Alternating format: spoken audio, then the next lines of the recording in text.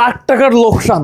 স্টুডিওতে আগে সার্ভার ছিল একটা, তারপর এনবিআর অ্যাড হলো, একটা আইপি ফোনের সার্ভার অ্যাড হয়েছে, একটা মাইক্রোটিক সার্ভার অ্যাড হয়েছে। সো আগে আমরা প্রত্যেকটাতে ভিজিএ কেবল লাগাই একটা মনিটর আর একটা মনিটর সুইচ করতে করতে এইভাবে ইউজ করতাম, যেটা হচ্ছে খুবই হ্যাসেল। যার কারণে আমাদের দরকার ছিল একটা এন্টারপ্রাইজ গ্রেডের সলিউশন। এক ধরনের কেভিএম ড্রয়ার পাওয়া যায় যেটা 8 চ্যানেল, 16 চ্যানেল, ইভেন কি 32 চ্যানেল হয়ে থাকে, যে একটা ডিসপ্লে, একটা মাউস, কিবোর্ড, আপনার মাল্টিপল ডিভাইসে 1 2 3 4 করে সুইচিং করা যায়। এটার দাম বাংলাদেশে অ্যারাউন্ড 1,30,000 থেকে 1,50,000 টাকার আশেপাশে। আমাদেরটা হইতেছে 8 চ্যানেল ভ্যারিয়েন্ট, টোটাল 8টা কেবল থাকার কথা, কি জানি 7টা কেবল কেন পাইলাম। এটা পাওয়ার কেবল, রেল কিট। বাট এই ভিজিএ কেবল গুলো রেগুলার কোনো ভিজিএ কেবল না, এখানে একটা ইউএসবি কানেক্টর আছে। সো এটা হইতেছে আমাদের মেইন কেভিএম। এটার ওয়েট অ্যারাউন্ড কত, 7-8 কেজি মতো হবে।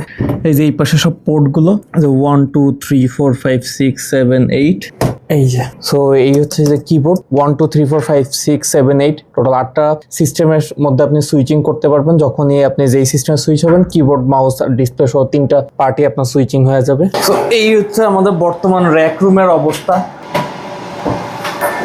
সো আমাদের কেভিএম সেটআপ ডান, কানেকশন গুলো ডান। এবার আমরা দেখি কেভিএম কিভাবে কাজ করে। এই যে এখানে একটা আনলক বাটন আছে।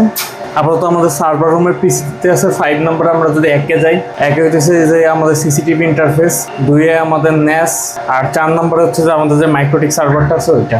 ডান।